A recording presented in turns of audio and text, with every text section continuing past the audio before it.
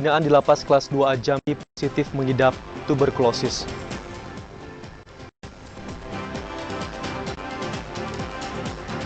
Hingga pertengahan September 2023 telah di Kabupaten Sarolangun. Warga Desa Ibru Muaro Jambi manfaatkan sumber mata air dari hutan untuk kebutuhan sehari-hari.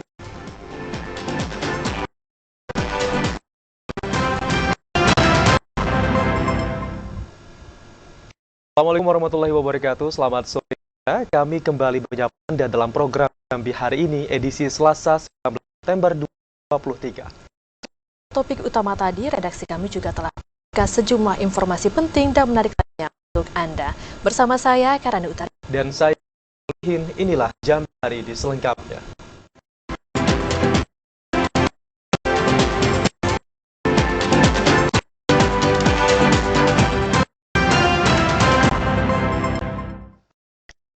Saudara, 92 warga binaan 2A Jambi positif tuberkulosis atau TB. Mereka positif TB setelah dilaksanakan screening oleh petugas kesehatan. 92 warga binaan di Lapas Kelas 2A Jambi menjalani karantina karena positif terjangkit tuberkulosis. Warga binaan tersebut dinyatakan positif setelah dilakukan pengecekan kesehatan oleh petugas. Kepala Divisi Pemasyarakatan Kantor Wilayah Kementerian Hukum dan HAM Jambi, Aris Munandar, mengatakan ditemukannya warga binaan yang terjangkit TB tersebut setelah dilakukan screening oleh Ditjen Pemasyarakatan bekerjasama dengan Kementerian Kesehatan. Berdasarkan hasil screening tersebut, dari 1.300 warga binaan yang dilakukan screening, 92 warga binaan diantaranya positif, yakni 86 orang positif dari hasil sampel X-ray dan 6 orang dari hasil pemeriksaan dahak. Nah, TB itu berbagai macam hal. Ada juga yang dari bawaan, dari luar. Sehingga memang kita harus mendeteksi secepat mungkin terhadap mereka yang memang sudah berpenyakit, yang harapannya tidak menularkan ke warga binaan lain. Makanya itu mereka yang sudah di screening kemudian positif TB kita isolasi karena itu tadi keadaan lapas rutan ini sudah overcrowded. Guna memastikan kesehatan warga binaan serta untuk menghindari penularan, warga binaan yang dinyatakan positif TB tengah mengikuti program pengobatan TB 6 bulan. Petugas dari Dinas Kesehatan bersama para medis di lapas akan mengontrol perkembangan dan kondisi kesehatan para warga binaan secara berkala. Asyar, TVRI Jambi melaporkan. Sorotan lainnya, saudara, hingga September 2023, 252 titik panas terpantau di Kabupaten Tebo. Dari jumlah titik panas itu, saudara, titik panas terbanyak terdapat di Kecamatan Sumai. Memasuki puncak musim kemarau, jumlah titik panas di Kabupaten Tebo hingga September 2023 terus meningkat. Berdasarkan data BPBD Tebo, jumlah titik panas mencapai 252 titik panas. Dari jumlah itu, titik panas terbanyak terdapat di Kecamatan Sumai, diikuti beberapa kecamatan lainnya. Kabid Kedaruratan BPBD Tebo, Antoni Faksi, mengatakan, pada puncak musim kemarau, tim Satgas Karhutla Kabupaten Tebo yang terdiri dari TNI, Polri, BPBD, Manggala, dan Damkar Tebo terus melakukan pemantauan dan patroli ke beberapa wilayah yang terdeteksi titik panas. Kami menghimbau kepada masyarakat, terutama di Desa Pemayungan, tolong, mengingat musim kemarau cukup panjang, sekarang puncak-puncaknya lah. Bulan September ini berdasarkan dari BMKG, kita suhu untuk Provinsi Jambi khususnya di Kabupaten Tebo, alhamdulillah dengan tim Satgas yang kita cukup solid, walaupun kami ada berasa di posisi di lapangan, baik itu di Kecamatan Tengah, api sudah bisa kita padamkan untuk yang skala kecil. Antoni Faksi mengimbau masyarakat untuk mencegah kebakaran hutan dan lahan dan tidak membuka kebun dengan cara dibakar. Intizam, TVRI Jambi melaporkan. Sementara itu, satu pekan terakhir ini tercatat 14 titik panas terpantau di Kabupaten Sarolangun. Hingga pertengahan bulan September 2023, luasan lahan yang terbakar mencapai 8 hektar. Memasuki puncak musim kemarau tahun 2023, Kebakaran hutan dan lahan di wilayah Kabupaten Sarolangun masih terus terjadi, meski patroli dan sosialisasi terus digencarkan Satgas Karhutla. 1 pekan terakhir tercatat 14 titik panas terpantau. Mayoritas sumber titik panas berada di lahan warga yang membuka lahan dengan cara membakar. Kepala Bidang Kedaruratan dan Logistik Badan Penanggulangan Bencana Daerah Kabupaten Sarolangun, Yen Aswadi mengatakan, titik panas terus saja terpantau, baik di siang hari maupun malam hari. Pihaknya bersama tim Satgas Karhutla selalu siap siaga dan bekerja keras agar titik panas tersebut tidak meluas dan menyebar ke lahan mineral lainnya. Sejak Januari hingga pertengahan September 2023, luas lahan yang terbakar di Kabupaten Sarolangun mencapai 8 hektar. Untuk yang di September ini ada lebih kurang 14 titik hotspot Kecamatan Pauk, yang di September Pauk dengan Menjangin. Untuk di bulan September mungkin lebih kurang sekitar 8 hektar lah. Untuk hotspot setelah kami cek kemarin, memang belum keseluruhan yang kami cek dari Januari sampai September ini lebih kurang 179. Sementara, 14 titik panas yang terpantau dalam 1 pekan terakhir berada di wilayah Kecamatan Pau dan Mandiagin. Edi Kusnadi, TVRI Jambi melaporkan. Gubernur Al-Haris mengklaim alokasi anggaran 2,2 miliar rupiah untuk penanggulangan karhutla masih mencukupi. Keyakinan kecukupan anggaran itu dilandasi adanya sejumlah bantuan yang dikucurkan pemerintah pusat melalui Badan Nasional Penanggulangan Bencana (BNPB). Pemerintah Provinsi Jambi tidak memasukkan penambahan anggaran penanggulangan karhutla pada rancangan perubahan APBD tahun anggaran 2023. Gubernur Jambi Al-Haris mengklaim alokasi anggaran 2,2 miliar rupiah untuk kegiatan penanggulangan karhutla yang disiapkan di BPBD Provinsi Jambi masih mencukupi. Alokasi anggaran pada APBD murni itu dinilai mencukupi untuk mengakomodir kegiatan penanganan karhutla hingga akhir tahun 2023 yang tersisa hanya beberapa bulan lagi. Keyakinan kecukupan anggaran itu dilandasi adanya sejumlah bantuan yang dikucurkan pemerintah pusat melalui Badan Nasional Penanggulangan Bencana (BNPB). Ini kan tinggal sebulan depan kan. Nah, kalau kondisi Jambi hari ini, kalau tim Satgas itu bisa mengendalikan karhutla dengan baik, saya ini bisa. Yang penting koordinasi kita, dan kalau ada yang melanggar dengan sengaja, nah kita minta memang APH bertindak tegas. Itu aja intinya. Sejauh ini belum ada yang nanti penjaranya jelas. Karena ada oknum yang sengaja membakar itu masalahnya. Berdasarkan rancangan perubahan APBD Provinsi Jambi tahun anggaran 2023, secara keseluruhan target pendapatan daerah berkurang 227,3 miliar rupiah atau turun 4,63% dari target pendapatan 4,9 triliun rupiah.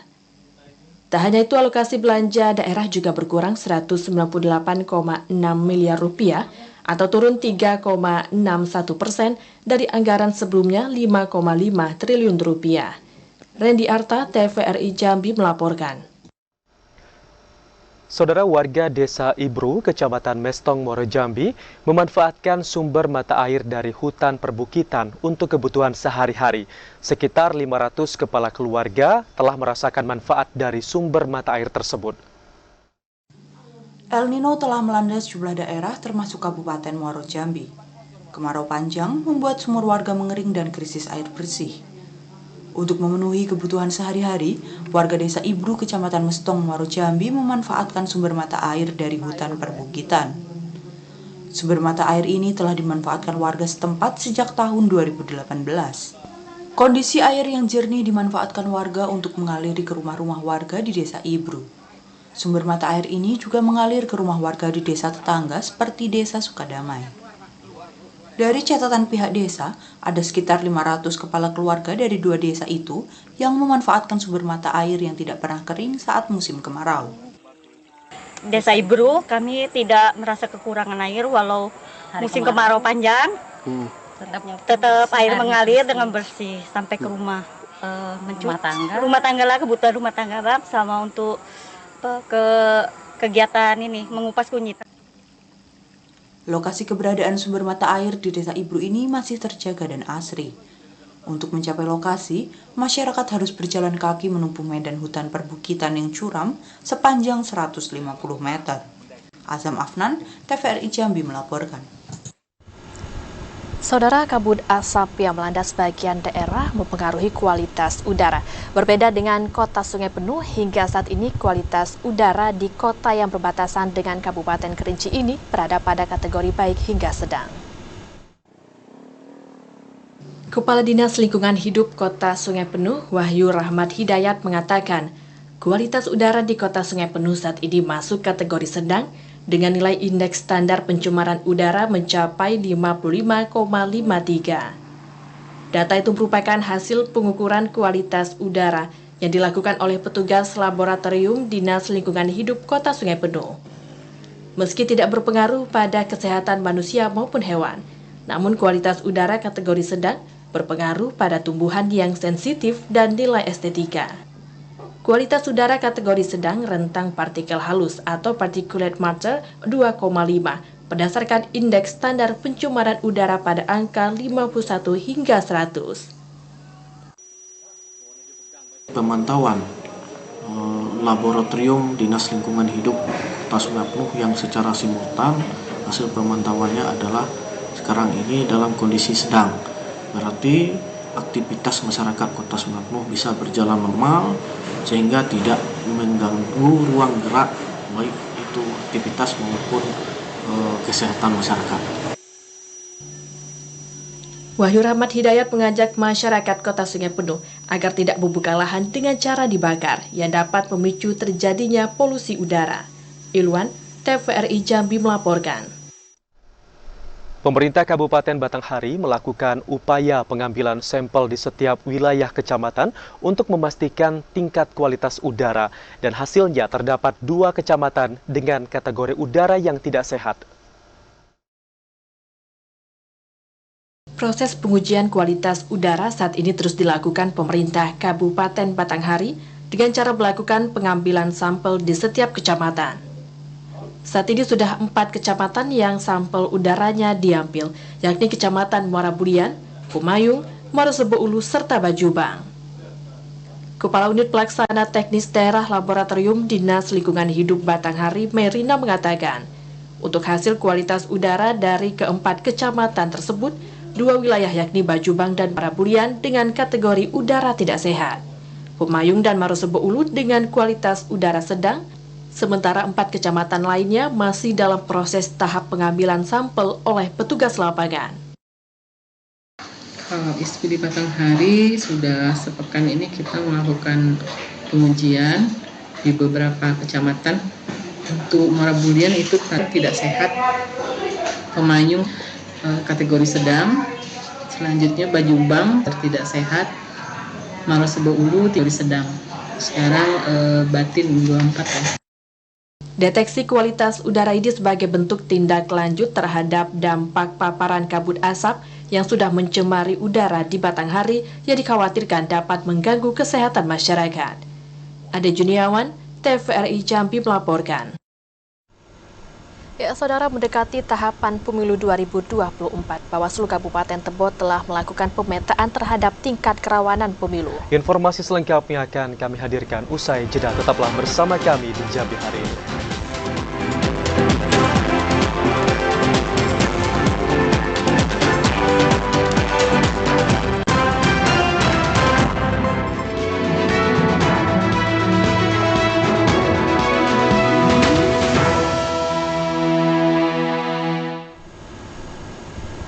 Terima kasih Anda masih menyaksikan Jambi hari ini dalam segmen menuju pemilu 2024. Saudara, partai politik peserta pemilu di Kabupaten Tanjung Jabung Timur diminta segera membuat rekening khusus dana pemilu RKDK sebelum kampanye. RKDK ini sangat penting untuk transparansi keuangan. Guna menciptakan transparansi keuangan dalam pemilu 2024 mendatang sesuai dengan PKPU Pasal 18 tahun 2023, KPU Kabupaten Tanjung Jabung Timur mewajibkan setiap peserta partai politik memiliki rekening khusus yang diperuntukkan untuk rekening khusus dana kampanye atau RKDK. Komisioner KPU Kabupaten Tanjung Jabung Timur, Nurwansyah mengatakan, sebelumnya seluruh partai politik peserta pemilu 2024 di Kabupaten Tanjung Jabung Timur telah diimbau membuat atau membuka RKDK pemilu 2024 karena itu sangat penting. Pada pembuatan RKDK bisa melalui bank, baik di lingkup badan usaha milik negara atau swasta. Tahapan pembuatan RKDK sudah mulai berlangsung cukup lama, yakni dimulai sejak 20 Desember 2022 lalu dan akan berakhir hingga 27 November 2023 mendatang. Meski begitu, hingga kini dari 17 partai politik peserta pemilu 2024, baru sejumlah partai politik yang melakukan komunikasi terhadap RKDK ini ke KPU setempat. Rekening dana kampanye ini ditutup sampai H-1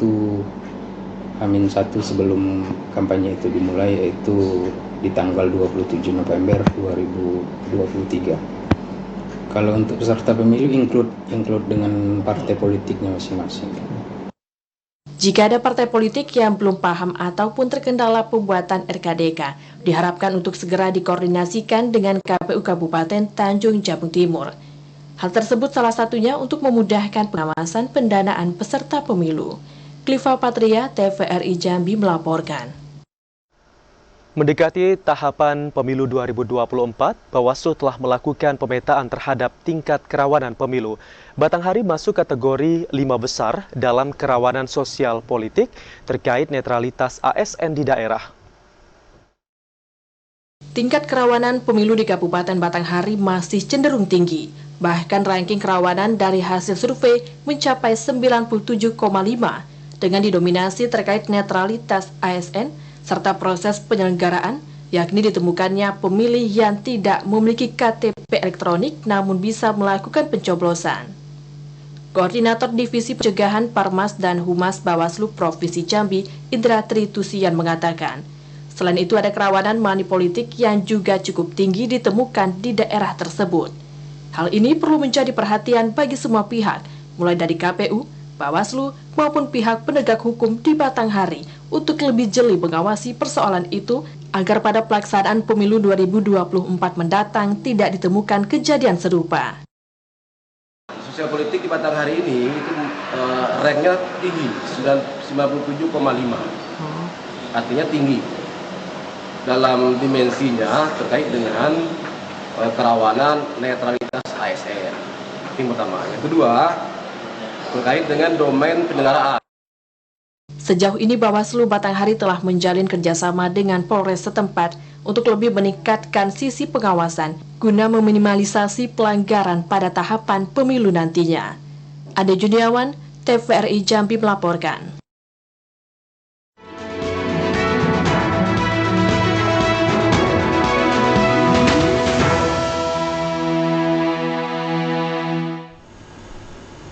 Sorotan lainnya, saudara, truk angkutan batu bara yang melebihi kapasitas di Provinsi Jambi akan ditertibkan. Selain memicu kecelakaan, angkutan yang melebihi kapasitas juga dapat merusak jalan dan menyebabkan kemacetan. Hingga saat ini masih ada angkutan batu bara di Provinsi Jambi yang membawa muatan melebihi kapasitas atau overdimensi overload (ODOL). Selain memicu terjadinya kecelakaan, angkutan batu bara yang melebihi kapasitas juga menyebabkan jalan menjadi rusak dan kemacetan. Para supir diminta menaati aturan yang telah dibuat oleh Gubernur Jambi tentang batas maksimal muatan. Kepala Balai Pengelola Transportasi Darat Kelas 2 Jambi, Eko Indrayanto, mengatakan pihaknya akan turun langsung mengawasi dan menindak angkutan batu bara yang membawa muatan melebihi kapasitas. Tak hanya itu, Balai Pengelola Transportasi Darat Kelas 2 Jambi juga akan mengaktifkan jembatan timbang selama 24 jam. Terkait dengan batubara, kemarin juga kan hari Jumat sudah dirapatkan bersama Pak Gubernur dan Ketua Pimpinan KPK bahwa untuk batubara ini kami tetap akan melakukan pengawasan, karena fungsi kami melakukan pengawasan kami di jembatan timbang itu 24 jam. Balai Pengelola Transportasi Darat Kelas 2 Jambi juga telah berulang kali melakukan penertiban terhadap kendaraan truk odol batubara dengan sanksi tilang. Joko, TVRI Jambi melaporkan. Memasuki minggu kedua September 2023, harga beras di pasar tradisional modern Bungo terus merangkak naik. Kenaikan mencapai Rp1.000 hingga Rp2.000 per kilogram. Dampak fenomena El Nino dan kemarau panjang sangat dirasakan masyarakat Bungo. Tidak hanya kekeringan, namun harga sejumlah komoditas mulai naik, seperti harga beras di pasar tradisional Bungo yang mengalami kenaikan yang cukup signifikan. Salah seorang pedagang sembako di pasar tradisional modern Muara Bungo, Meli, mengatakan, kenaikan harga beras dipicu akibat musim kemarau. Banyak petani gagal panen sehingga memengaruhi produktivitas dan harga beras. Beras kualitas medium saat ini dijual dengan harga Rp15.000 per kilogram, dari sebelumnya Rp14.000 per kilogram. Sedangkan untuk beras kualitas premium sudah mencapai Rp16.500 per kilogram hingga Rp17.000 per kilogram, dari sebelumnya di harga Rp15.000 hingga Rp16.000 per kilogram. Lumayan tinggi naik, hampir setiap hari naik terus harga beras. Kalau kayak beras Solo itu yang ukuran 10 kilo itu berapa sekarang ya? Yang super mungkin 65-an. 165-an ya? 165. Kalau yang di bawahnya lagi ada yang 150, ada yang 155. Harga beras diperkirakan akan terus merangkak naik, namun untuk bahan pokok lainnya seperti cabai merah, bawang, bawang putih, dan telur justru mengalami penurunan. Pedagang berharap pemerintah segera melakukan pengendalian harga beras agar harga beras bisa kembali normal dan pasokan juga aman. Muriandi, TVRI Jambi melaporkan. Seiring dengan naiknya harga beras premium di pasaran dan meningkatnya biaya produksi, harga beras dan gabah kering di tingkat petani Jaluko Muaro Jambi juga mengalami kenaikan. Pada musim panen padi bulan ini, harga gabah kering di tingkat petani di Kecamatan Jambi Luar Kota, Kabupaten Muaro Jambi mengalami kenaikan. Naiknya harga seiring dengan meningkatnya biaya produksi petani, mulai dari bibit, pupuk, dan biaya pencegahan hama padi, serta naiknya harga beras premium di pasaran. Harga gabah di tingkat petani naik menjadi Rp7.500 per kilogram, dari sebelumnya Rp6.000 per kilogram. Kenaikan harga di tingkat petani juga terjadi pada beras, yang kini dijual Rp11.000 dari sebelumnya Rp9.000 per kilogram. Petani bersyukur dengan kenaikan harga gabah dan beras di tingkat petani saat ini. Alhamdulillah kalau harga jual meningkat. Berapa 1 kilonya, Bu? 1 kilo Rp11.000. Beras tuh, Bu, ya? Beras. Kalau gabahnya mungkin 1 per kaleng. Kalau per kalengnya, kalau tahun belakang 60, sekarang sudah 75. Yo kayak mana? Ngikut pasaran lah kita kan. Ngikut pasaran naik. Iya. Kita juga kan dari harga racun, pupuk, kan naik juga harganya. Jadi kita naikkan harga. Lahan sawah di Desa Senaung yang mayoritas sawah tak ada hujan membuat petani hanya bisa melakukan tanam padi setahun sekali. Petani berharap pemerintah dapat membantu untuk meningkatkan produktivitas dengan memberikan bantuan benih, pupuk, dan obat-obatan. Azam Afnan, TVRI Jambi melaporkan. Saudara, sejumlah informasi yang kami rangkum dalam segmen advertorial akan kami hadirkan usai pariwara berikut ini. Di antaranya Wakil Bupati Bungo Syafruddin Dwi Aprianto pimpin upacara Hari Olahraga Nasional ke-40 tingkat Kabupaten Bungo.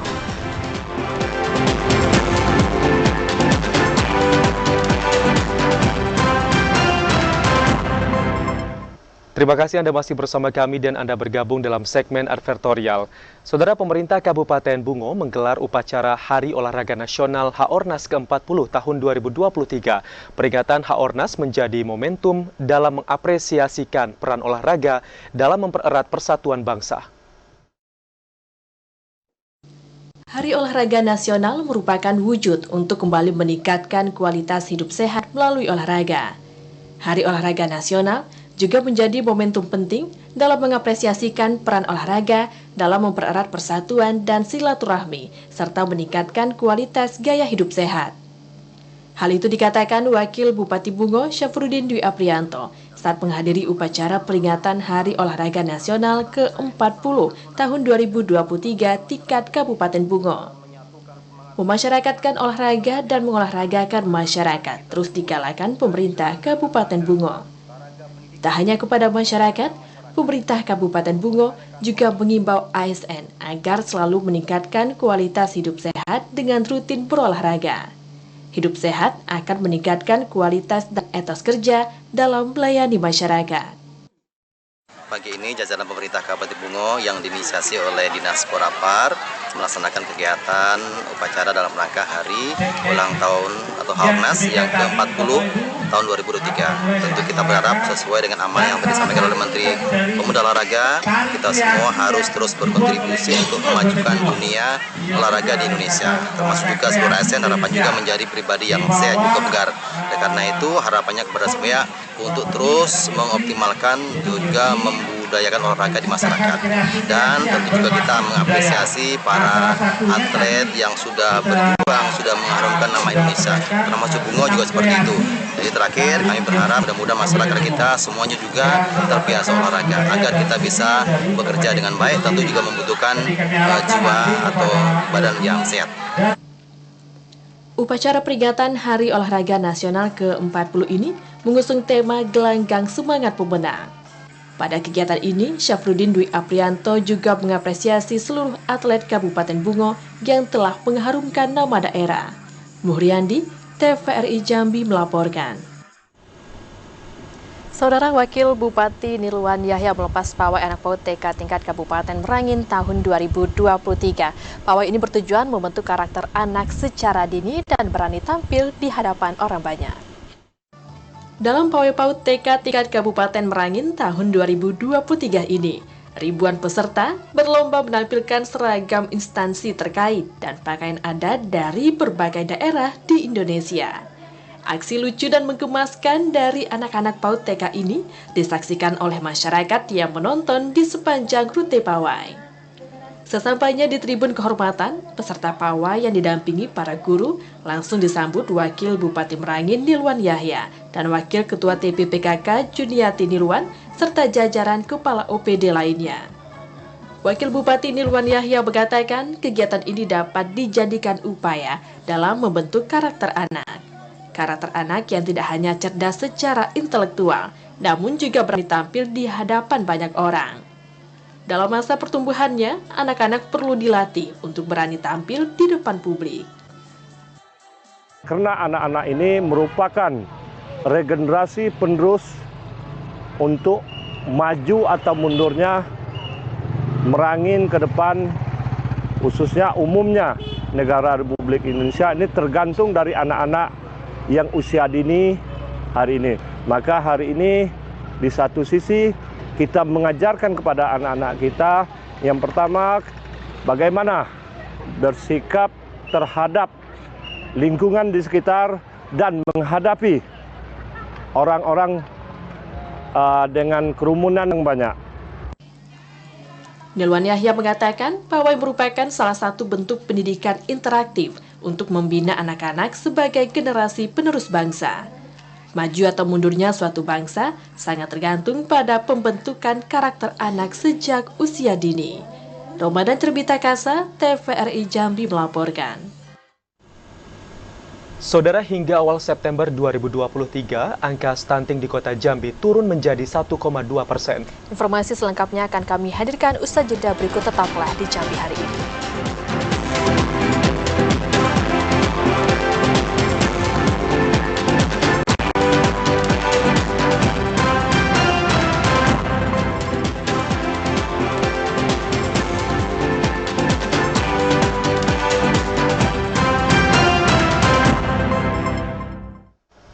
Anda kembali bergabung bersama kami di Jambi hari ini.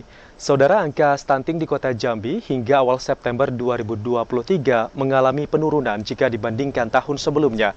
Saat ini angka stunting di kota Jambi sebesar 1,2% dari jumlah sebelumnya mencapai 2,06%. Hingga saat ini stunting atau kurang gizi masih mengancam balita dan anak-anak di kota Jambi. Masyarakat perlu menerapkan pola makan yang sehat dan olahraga yang cukup untuk mengatasi stunting. Meski masih menjadi persoalan, namun pemerintah kota Jambi mengklaim berhasil menurunkan angka stunting menjadi 1,2% atau 341 kasus. Sebelumnya angka stunting mencapai 2,06% atau 504 kasus. Pemerintah Kota Jambi terus berupaya menurunkan angka stunting di bawah 1% pada tahun 2023. Selain melakukan rapat koordinasi dengan instansi terkait, pemerintah Kota Jambi juga turun langsung memberikan pendampingan kepada balita dan anak-anak yang terdampak stunting. Secara umum, dari data hasil penimbangan balita, di tahun ini alhamdulillah kita mengalami penurunan lagi. Dari real data 500 balita lebih, 504 balita, sekarang tinggal 341. Berarti ada penurunan dari 2,06% menjadi 1,2%. Target kita di bawah 1. Maulana menilai program Bapak Asuh yang diluncurkan pemerintah Kota Jambi berhasil menurunkan jumlah kasus stunting. Joko, TVRI Jambi melaporkan. Gubernur Al-Haris menyampaikan nota keuangan dan rancangan perubahan APBD tahun anggaran 2023 kepada DPRD Provinsi Jambi. Perubahan APBD dilakukan sebagai bentuk pergeseran dan rasionalisasi anggaran daerah. Sesuai rancangan KUPA yang telah disepakati sebelumnya, secara keseluruhan, target pendapatan daerah tahun 2023 berkurang 227,3 miliar rupiah atau turun 4,63% dari target pendapatan APBD murni yang ditetapkan 4,9 triliun rupiah.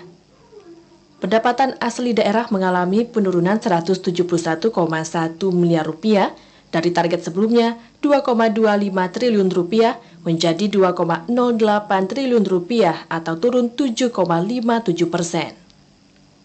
Alokasi belanja daerah yang sebelumnya dialokasikan 5,5 triliun rupiah berkurang 198,6 miliar rupiah atau turun 3,61% menjadi 5,3 triliun rupiah. Gubernur Jambi Al-Haris mengatakan perubahan APBD tahun anggaran 2023 dilakukan sebagai bentuk pergeseran dan rasionalisasi anggaran daerah yang ditargetkan dapat berimplikasi terhadap penanganan berbagai permasalahan dan memberikan manfaat bagi kesejahteraan masyarakat.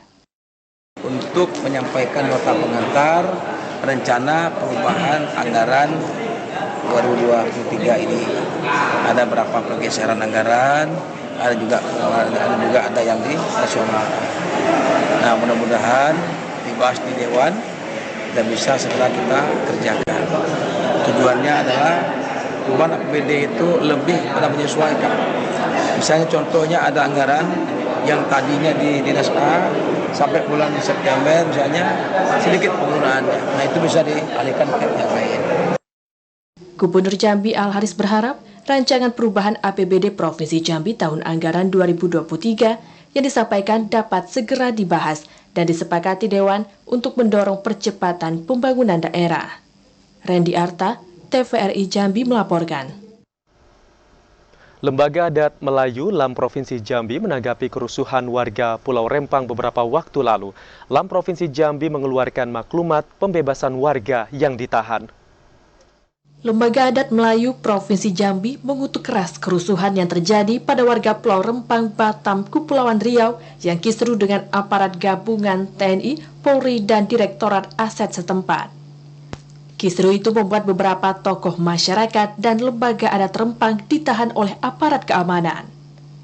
Ketua LAM Provinsi Jambi yang juga sebagai Ketua LAM Sumatera Hasan Basri Agus mengeluarkan maklumat terkait konflik yang terjadi di Pulau Rempang.